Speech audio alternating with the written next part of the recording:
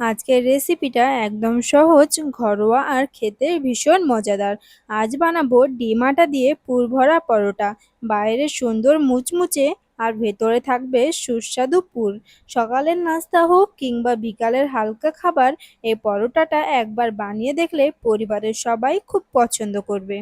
তাহলে চলুন আর দেরি না করে দেখে নিই কিভাবে খুব সহজেই বানিয়ে নেওয়া যায় এই মজাদার পুরভরা পরোটা। এর জন্য প্রথমে একটা বাটিতে ১ কাপ পরিমাণ আটা নিয়ে নিচ্ছি। এর বদলে ময়দাও ব্যবহার করতে পারেন। তারপর সামান্য একটু লবণ দিয়ে দিচ্ছি। তারপর আটা আর লবণটাকে খুব ভালো করে মিশিয়ে নিচ্ছি। আটা আর লবণটা মেশানো হয়ে গেলে অল্প অল্প করে জল দিয়ে একটা সুন্দর ব্যাটার তৈরি করে নেব।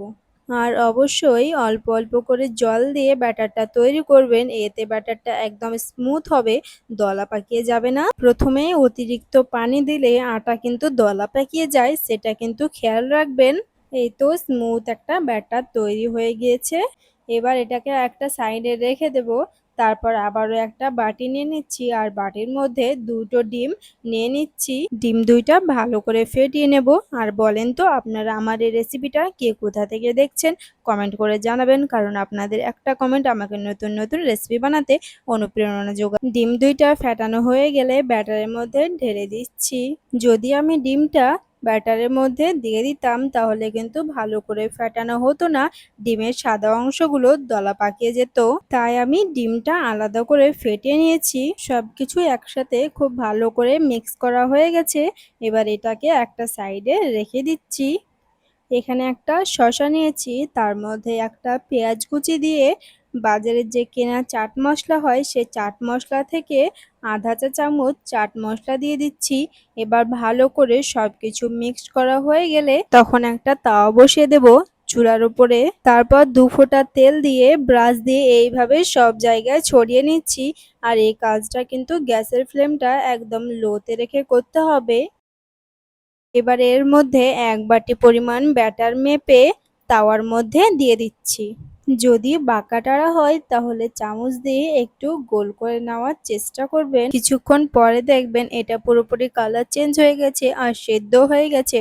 তখন উপর থেকে এরকমভাবে টমেটো কেচাপ ছড়িয়ে দেব। টমেটো কেচাপটা পুরোপুরি ছড়িয়ে দেওয়ার পর আমরা যে শসা আর পেঁয়াজের মিশ্রণটা তৈরি করেছিলাম সেটা একটা সাইডে দিয়ে দিলাম। এবারে রুটিটাকে এইভাবে উল্টিয়ে রোল করে নেব। আপনারা এইভাবে রোল না করলেও পারবেন। আপনারা চাইলে রুটিটাকে একটা প্লেটে নামিয়ে হাত দিয়ে রোল করতেও পারেন, তবে এইভাবে সুন্দর লাগে তাই করছি। এবার আপনাদের মনের মতো যতটুকু পছন্দ ততটুকু ভেজে নেবেন। আমি একটু সুন্দর কালার আসা পর্যন্ত ভেজেছি। এবার ভাজা হয়ে গেছে, এবার একটা প্লেটে নামিয়ে নিচ্ছি। দেখুন দেখতে কত লোভনীয় হয়েছে। সবগুলো এভাবেই ভেজে নেব। দেখতেই পাচ্ছেন এখানে আমি সবগুলো রুটি এভাবে ভেজে নিয়েছি। এবার এর ভেতরটা আমি আপনাদের দেখাবো। এটা একদম সফট, ছোট থেকে বড় সবার পছন্দ হবে। প্রতিদিন কি নাস্তা বানাবেন সেটা সবার মাথাতেই একটা টেনশন থাকে। আপনারা চাইলে ঝটপট এই নাস্তাটা বানিয়ে নিতে পারেন। আমি আপনাদের একদম কথা দিতে পারি যে এটা ছোট থেকে বড় সবার পছন্দ হবে। তো আজকের এই মজাদার পুরভরা পরোটা আপনাদের কেমন লাগলো অবশ্যই কমেন্ট করে জানাবেন। আপনাদের ভালোবাসা, সুন্দর সুন্দর কমেন্ট আর উৎসাহই আমাকে প্রতিদিন নতুন নতুন ভিডিও বানানোর অনুপ্রেরণা দেয়। ভিডিওটি ভালো লাগলে একটা লাইক করে দেবেন। আর যারা এখনো আমার পরিবারের সঙ্গে যুক্ত হননি তারা ফেসবুক থেকে দেখলে ফেসবুক পেজটি ফলো করে দেবেন আর ইউটিউব থেকে দেখলে সাবস্ক্রাইব করে দেবেন। আবারও আসবো নতুন একটা ভিডিওতে নতুন রেসিপি নিয়ে। ভালো থাকবেন, সুস্থ থাকবেন।